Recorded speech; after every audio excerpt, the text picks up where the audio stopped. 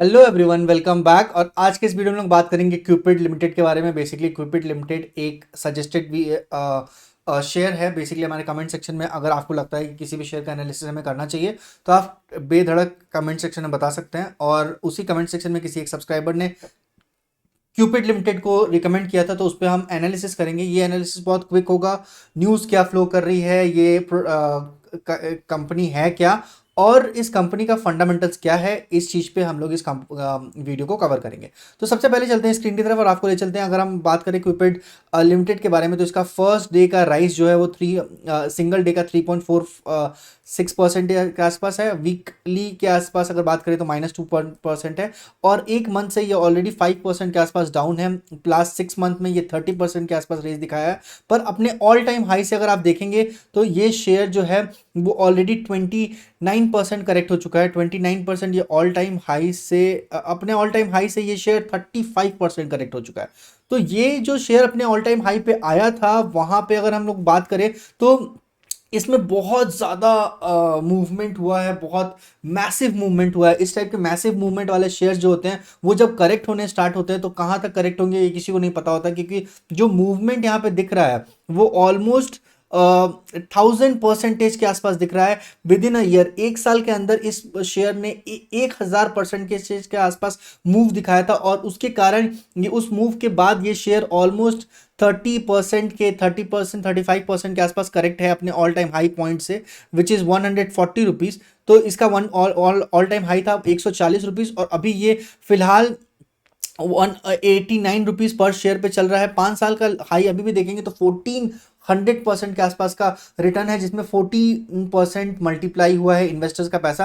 पर ये शेयर काफ़ी ज़्यादा रिस्की है इन टर्म्स ऑफ इनके, मतलब ये बहुत एबनॉर्मल सा ग्रोथ होता है इन सब टाइप के शेयर्स में। अगर आप एक साल का रिटर्न देखेंगे तो 700% के आसपास का रिटर्न है।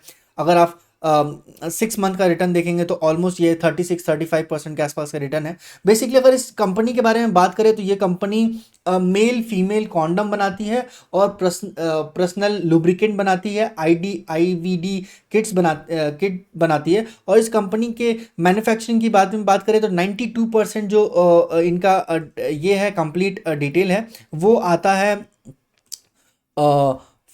Female and male contraceptive and jelly से, मतलब वो कॉन्डम से। एंड उसके बाद आईवीडी का किट डिवाइसेस प्रोवाइड करती है। ब्रांड जो है वो क्विपिड है, बिग डॉम है, हाई लाइफ है, बुल है, फैंटेसी है, डिजायर है, स्टूड है, ग्रीन लव है। तो ये सारे ब्रांड्स है इस पर्टिकुलर कंपनी का। और इसके बाद अगर इस कंपनी के थोड़ा सा हम लोग न्यूज़ पे देख लेते हैं, फिर उसके बाद हम लोग आएंगे इसके फंडामेंटल्स पे। सबसे पहले आने से पहले हम लोग इसके, अगर आप देखेंगे तो Q1 का रिजल्ट आने ही वाला है बहुत जल्दी, पर इसका Q4 के रिजल्ट को अभी हम लोग डिस्कस करेंगे।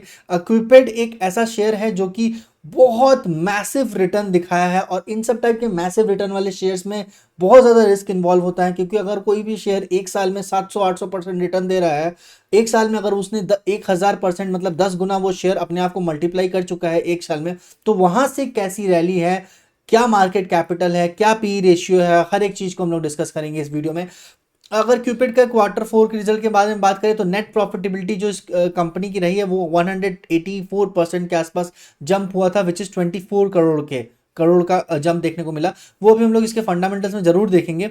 अगर बोनस की बारे में बात करें तो इसने एक टाइम पे बोनस भी अनाउंस किया था, समवेयर अराउंड अप्रैल 2024 को इसने बोनस अनाउंस किया था बेसिकली क्विपेड में। पर अब हम लोग बात करते हैं थोड़ा सा फंडामेंटल्स के बारे में। तो 2012 करोड़ का मार्केट कैपिटल है क्विपेड का। और अगर राइट नाउ प्राइस देखेंगे तो ये 89 रुपीज़ का चल रहा है। एनएससी बीएससी दोनों में ही ये लिस्टेड कंपनी है। और अगर करंट प्राइस की बात करें तो 89 रुपीज़ है, जो अपने ऑल टाइम हाई से 35% डाउन है। ये देखने वाली बात है, 35% ये शेयर करेक्ट हुआ है अपने ऑल टाइम हाई से। पर इसका ये मतलब नहीं कि आप इस शेयर को परचेज कर लीजिए, इसका ये मतलब बिल्कुल भी नहीं है कि आप इस शेयर को सेल आउट कर दीजिए। ये सिर्फ और सिर्फ डेटा ड्रिवन एनालिसिस है, और वही हम एनालिसिस आप तक शेयर कर रहे हैं।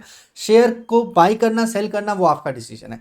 अगर हम लोग बात करें बुक वैल्यू की तो 765 का 765 7 रुपीज 65 का बुक वैल्यू है। पी रेशियो की बात करें तो 60 का पी रेशियो।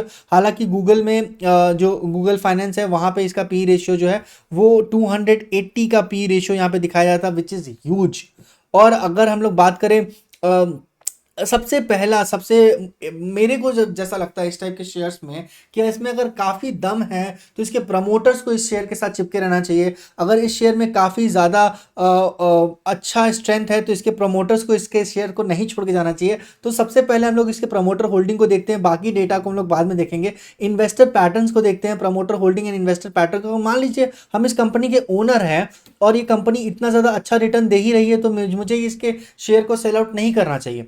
तो अगर हम लोग ईयरली में कन्वर्ट करके और उसके बाद हम लोग डेटा को देखेंगे ना, तो पिछले 5 साल में आपको दिखेगा कि promoter holding as it is है।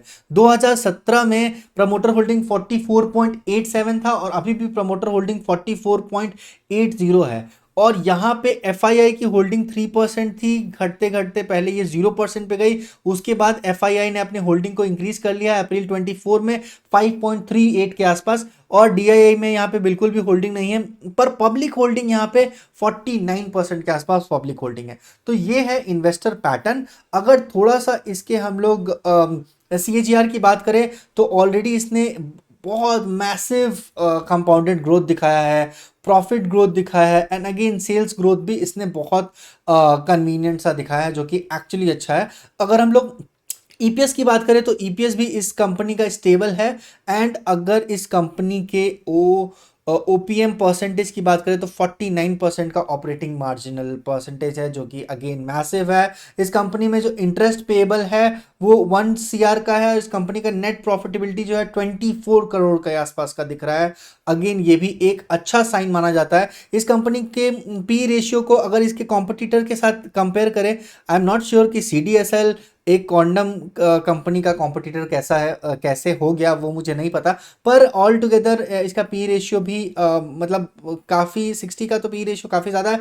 अभी ये फिलहाल अपने 50 वीक्स डीएमए के नीचे ट्रेड कर रहा है। 50 डीएमए का मतलब होता है कि 50 दिन का जो डेली मूविंग एवरेज का ग्राफ है उसके नीचे ये ट्रेड कर रहा है। लेट्स से अगर ये 200 डीएमए से नीचे जाता है तो इसके लिए थोड़ा सा वरी हो जाएगा। यहाँ पे वॉल्यूम भी आप देख रहे हैं, वॉल्यूम भी बहुत ज़्यादा नहीं है। मतलब अगर ये शेयर नीचे गिर रहा है पर अगर वॉल्यूम नहीं है तो इसका ये मतलब है कि लोग बेचने में इंटरेस्टेड है नहीं। तो वॉल्यूम और अगर प्राइस दोनों एक साथ नीचे जा रहा है, वॉल्यूम नीचे जा रहा है, प्राइस ऊपर, वॉल्यूम ऊपर जा रहा है, प्राइस नीचे जा रहा है, इसका मतलब लोग बेचने में इंटरेस्टेड है और शेयर बहुत ज़्यादा क्रैश कर सकता है। पर वो चीज़ यहाँ पे देखने को नहीं मिल रही है। तो ऑल टुगेदर मेरे हिसाब से ये शेयर साउंड है। पर अगर आप इस शेयर का डिसीजन लेना चाहते हैं कि ये शेयर को परचेस करना चाहिए कि नहीं करना चाहिए, वो आपके ऊपर डिपेंड करता है। पर क्विपेड का जो डेटा था हमारे पास अवेलेबल था, वो सारे डेटा हम आपके साथ शेयर कर दिए हैं। मिलते हैं किसी भी नए वीडियो में किसी नए टॉपिक के साथ। अगर आपको लगता है कि कोई भी शेयर को एनालाइज कराना चाहिए, एनालिसिस चाहिए उस शेयर का, तो आप कमेंट सेक्शन में बता सकते हैं। ये बिल्कुल भी बाई सेल रिकमेंडेशन नहीं है, ये सिर्फ और सिर्फ एक डेटा ड्रिवन एनालिसिस है। जो ऑनलाइन डेटा अवेलेबल है वो हम आप तक पहुंचाएंगे और उसका एनालिसिस आप तक देंगे। Thank you so much guys. इसी प्रॉमिस से मिलते हैं किसी नए वीडियो में। And do subscribe this channel and like this video. Thank you so much.